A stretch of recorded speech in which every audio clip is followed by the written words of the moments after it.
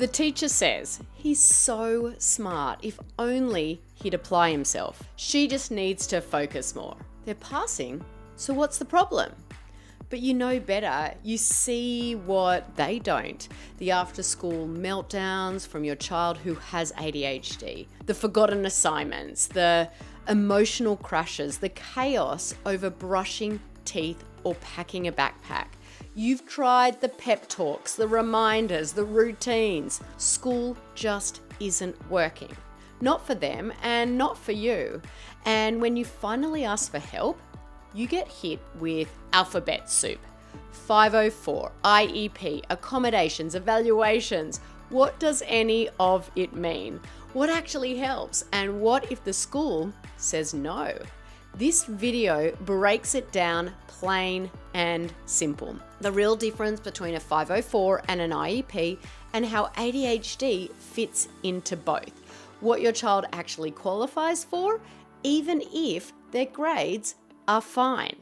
The exact supports to ask for, what to do when you feel dismissed, overwhelmed, or unheard, and why the best support doesn't start at school. It starts at home. You shouldn't have to be a lawyer or a special ed expert or have all the perfect words to get your child the support they need. This video is here to help.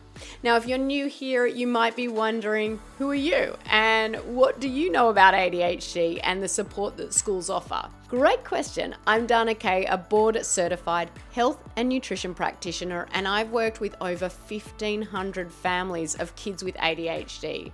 And I'm also a mum of a child with ADHD myself, so I know how hard it can be. But I also know that there is hope. My son is a teenager now, and he's thriving both at school and at home. And it's possible for your child as well. So let's get started. So you can get your child the support they need, both at school and at home. So let's start with the differences between a 504 plan and an IEP. A 504 plan is designed to level the playing field. It's part of federal law that says schools have to provide equal access to learning for students with disabilities or health conditions like ADHD. 504 plans allow for changes in how your child learns, but not so much what they learn. It's all about accommodation, so things like movement breaks, extra time, or help with organisation. A 504 plan is usually easier and quicker to get than an IEP, especially if your child is bright and they're passing their classes and just needs some extra support, not a whole new curriculum. And get this, your child can still qualify even if they're getting decent grades, because it's not just about academics. It's about how ADHD affects focus, regulation, and access to learning. Now, an IEP or Individualized Education Program is a step deeper.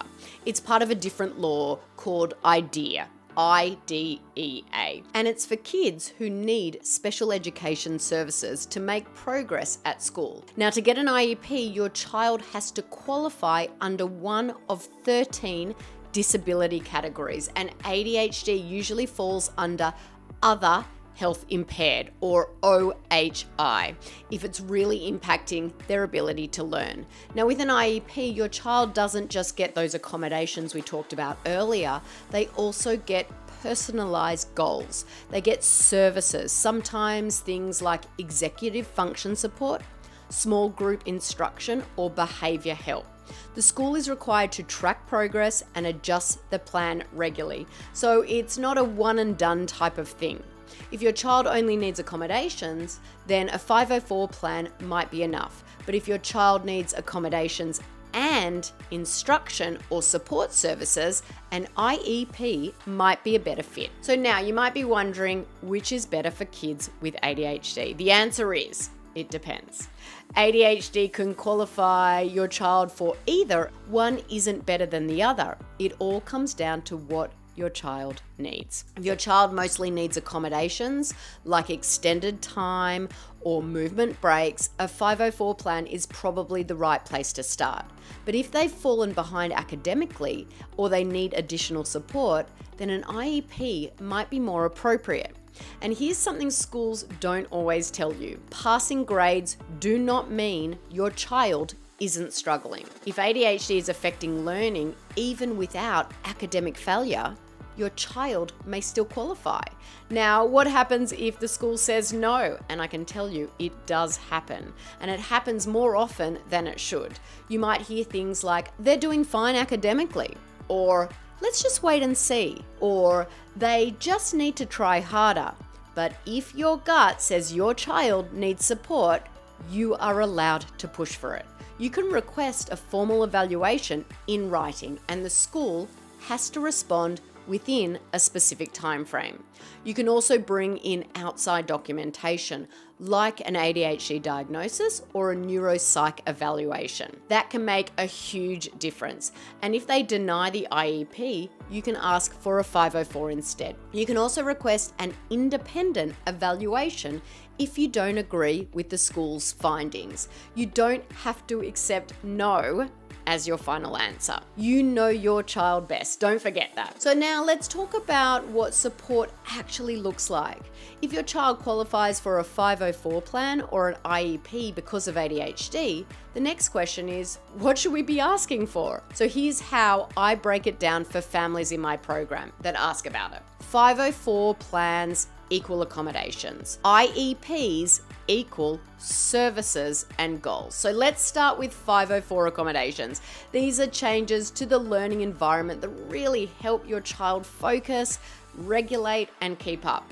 Some of the most helpful ones for ADHD include preferential seating, like near the teacher and away from distractions, movement breaks or frequent brain breaks, extended time on tests and assignments, chunking work into smaller steps, the use of fidgets, timers, or headphones, alternate testing locations, reduced homework to avoid burnout, visual schedules or daily check-ins, and check-ins to make sure your child understands directions.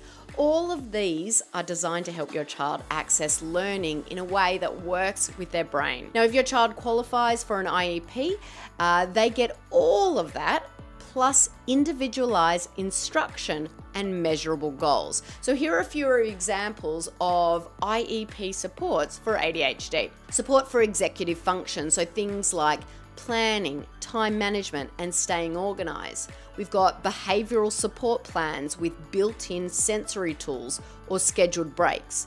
Check-ins with a special ed teacher or counselor. Social emotional goals like managing frustration or asking for help. Visual aids, timers, graphic organizers, small group instruction for reading, writing, or math if they've fallen behind. And yes, you can ask for specific IEP goals that are actually useful.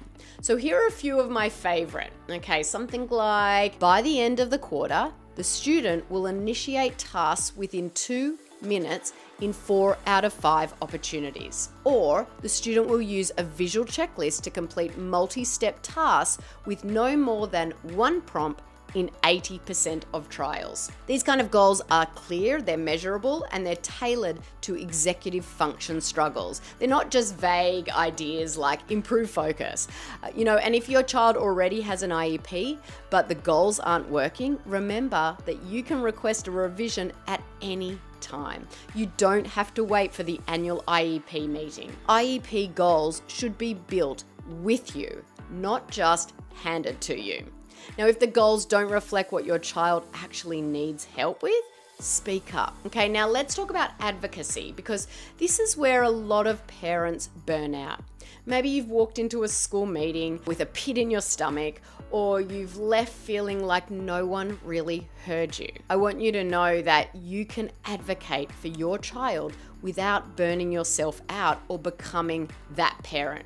You don't have to fight. You just have to be prepared. So you want to approach meetings as a team. Say things like, let's figure out what's best, or what's realistic from your perspective. This builds trust and makes it easier to speak up when needed. Before every meeting, you want to prepare. So make a short list of concerns and questions, bring notes, save emails, print report cards, or behavior logs. And if meetings feel overwhelming, you can bring a support person with you. If the school pushes back, don't panic. That doesn't mean the support isn't needed. It just means you might need to educate or escalate. And always document everything, every conversation, every meeting, every email.